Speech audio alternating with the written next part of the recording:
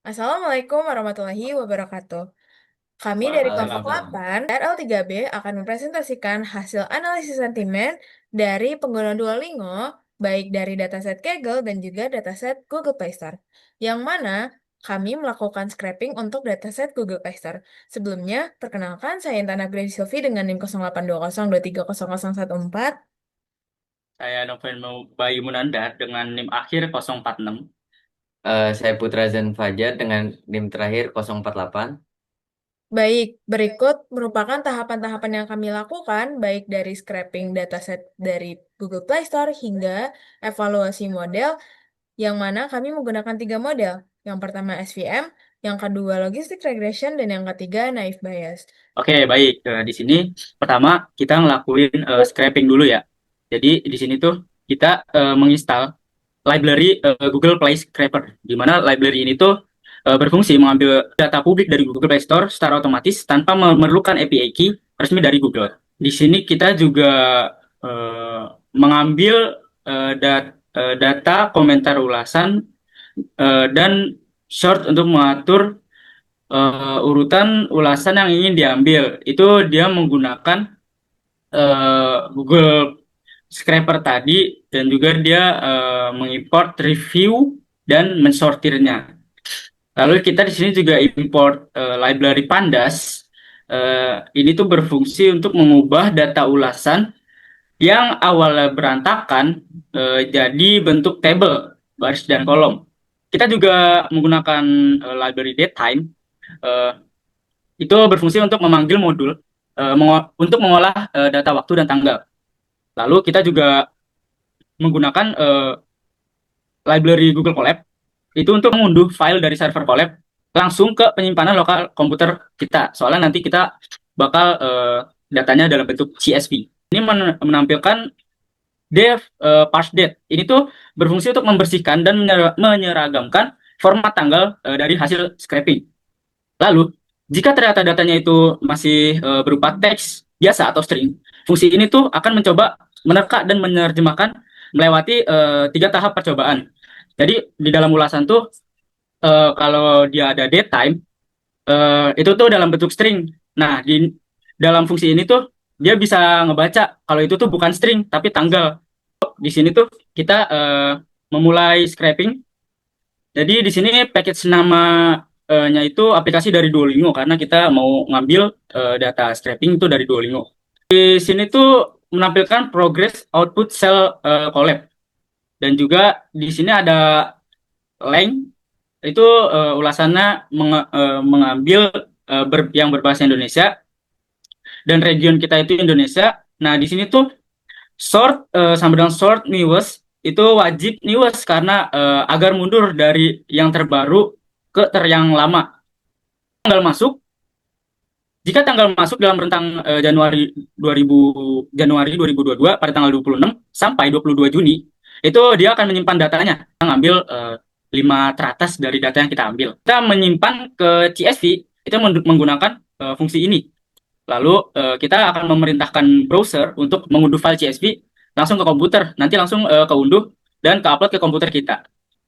Baik, untuk selanjutnya yaitu tahapan EDA. Yang pertama itu tahapan EDA ini kita harus mengkonekkan hasil dari scraping tadi yang berada di Google Drive. Setelah kita lakukan connect terhadap drive yang sudah dikerjai, lalu kita mengupload library-nya.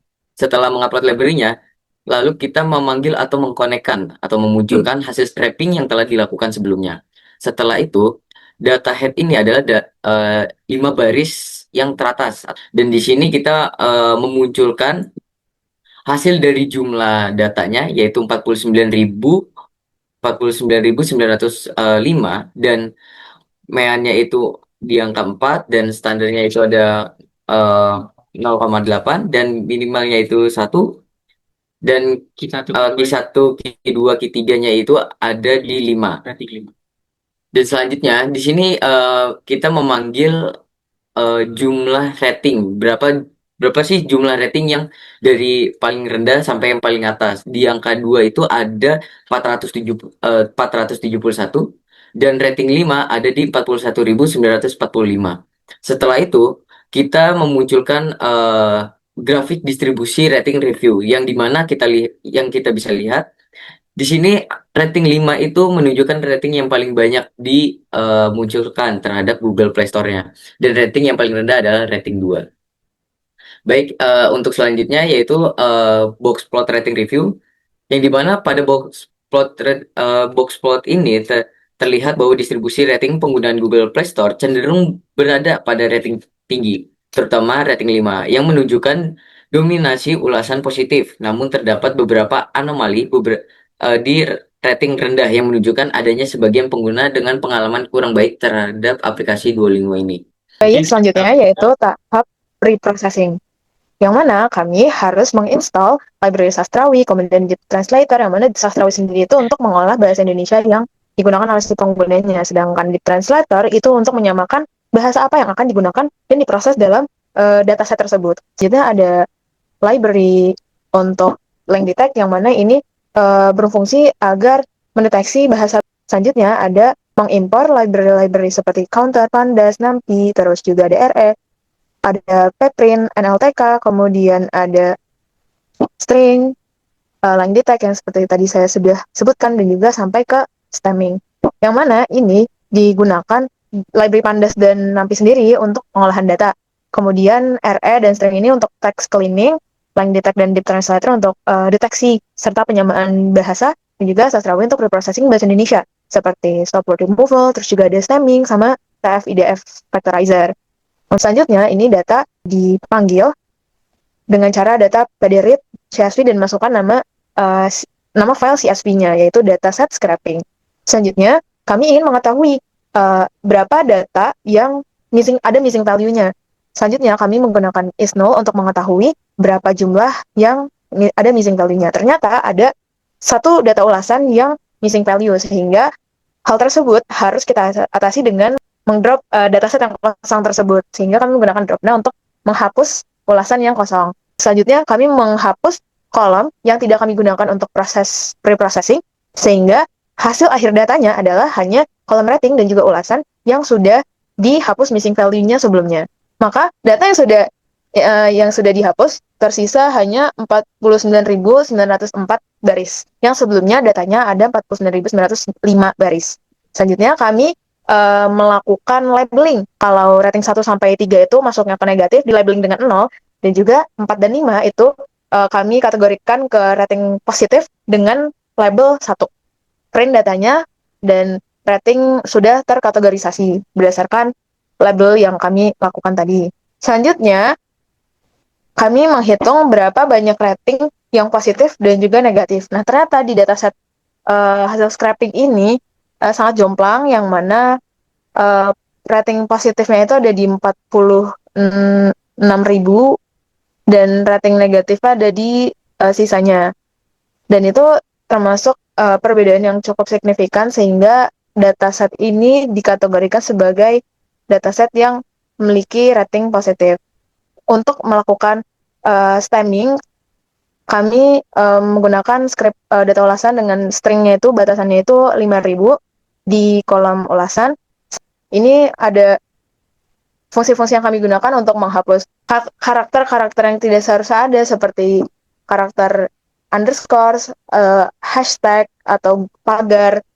Kemudian ada karakter add, kemudian misal ada yang spasinya double, kemudian yang terdapat kata yang tidak seragam untuk kapitalisasinya, sehingga dilakukan penyeragaman kapitalisasi kata dengan cara melakukan lower, bukanlah baru preprocessing, yang mana ini nantinya hasilnya adalah kata-kata yang sudah dibersihkan dari karakter yang tidak seharusnya ada, kemudian sudah diseragamkan kapitalisasinya, kemudian juga sudah dipisahkan agar si katanya itu menjadi kata dasar. Kata tersebut akan digabungkan kembali menjadi satu kalimat yang sudah menjadi kalimat yang dasar. Nah, selanjutnya ini kami ingin mengetahui kata apa saja sih yang paling sering muncul di review dataset ini. Dan ternyata yang paling sering muncul yaitu ada bahasa Inggris, kemudian ajar bahasa, yang mana ini menjadikan insight bagi kami untuk melakukan keputusan selanjutnya. Kami melakukan training dengan perbandingan 70-30 untuk nantinya dilakukan ke evaluasi model.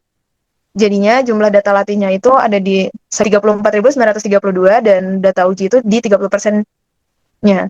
Kami melakukan ekstraksi dari data set yang ada dan muncul kata-kata dan juga hasil frekuensinya dari kata tersebut seperti di layar berikut. Kami ingin mengetahui nilai TF-IDF dari tiap-tiap kata yang paling sering muncul atau memiliki bobot yang kuat di dataset tersebut. Yang pertama ada kata wow, ada kata aplikasi, kata bagus, suka, banget, dan juga bantu. Yang mana ini juga menjadi insight bagi kami untuk melakukan keputusan untuk Duolingo sendiri. Kami melakukan evaluasi model untuk model algoritma SPM. Dan hasil evaluasinya itu SPM menghasilkan akurasi 95,42% dan dengan presisi dari masing-masing kelas yaitu 76% dan 96%, untuk recall-nya 36% dan juga 99%, F1 score-nya 49% dan 98%. Dan dengan conversion matrix-nya untuk true negatifnya itu di 327 data, untuk false negatifnya di 582 dan true positif di 104 dan juga true false positif ada di 13.959. Selanjutnya yaitu logistics regression dengan hasil akurasi itu di angka 95,21%, presisinya di 75% dan 96%, kemudian recall untuk kelas 0-nya 31% dan kelas 1-nya 99%. Untuk advance score-nya di kelas 0 44% dan kelas 1 97%. True negatifnya itu 285 data, false negatifnya itu di 624 data, untuk true positif di 93 data dan juga false positif di 13.970 data. Model selanjutnya yaitu naive Bayes. Dia memiliki akurasi terendah 23,2% dengan presisinya itu kelas 0 cuma 6% dan di kelas 1 95%, kemudian di call-nya di kelas 0 84% dan kelas 1 hanya 19%. Kemudian advance score-nya ada di 12% dan 32%. True positifnya ada di 11.350, kemudian true negatifnya ada di 761, terus false negatif ada di 148 dan false positif ada di 2.713. Selanjutnya kami juga melakukan visualisasi untuk perbandingan 3 algoritma dan hasilnya yang mana ini kami mengambil function-function yang sudah dari codingan sebelumnya yang dari masing-masing model dan menghasilkan grafik seperti berikut. Dapat dilihat bahwa dataset ini yang memiliki akurasi paling tinggi yaitu ada di model logistic regression dan juga SPM. Nah, untuk presisinya sendiri itu tertinggi ada di SPM dan recall-nya itu sama, logistic regression dan SPM sama besarnya, sehingga dapat dibilang bahwa model terbaik pada dataset Placer ini kami ambil yaitu SPM. Baik, berikut ada perbandingan hasil evaluasi model dari dataset Kaggle, yang mana ini berbeda dengan dataset scraping sebelumnya. Akurasinya itu tidak setinggi dataset scraping, yang mana akurasi tertinggi ada di logistic regression, dan nilai aspek lainnya pun juga ada tertinggi di logistic regression, sehingga evaluasi model terbaik yang digunakan di dataset logistic regression. Hal ini bisa terjadi perbedaan model terbaik karena perbedaan dataset yang kami gunakan, jumlah datasetnya pun berbeda dan juga bahasa dari datasetnya pun berbeda. Sehingga dari hal tersebut kami menyimpulkan bahwa rekomendasi bisnis yang kami sarankan yaitu Duolingo perlu mengoptimalkan aspek layanannya untuk seperti terkait iklan, juga ada fitur premiumnya, karena berdasarkan hasil word cloud tadi banyak yang mengeluhkan terkait iklan. dan juga keluhan-keluhan lainnya seperti fitur-fitur yang masih berbayar. Kemudian Duolingo perlu mempertahankan serta juga mengembangkan kualitas yang sudah ada sebagai bahan pembelajaran nantinya. Kemudian juga bisa memanfaatkan analisis sentimen secara berkala untuk mendukung evaluasi dan juga pengembangan layanan. Baik, sekian presentasi dan tahapan-tahapan yang dapat kami sampaikan. Kurang lebihnya mohon maaf. Wassalamualaikum warahmatullahi Waalaikumsalam warahmatullahi wabarakatuh. wabarakatuh.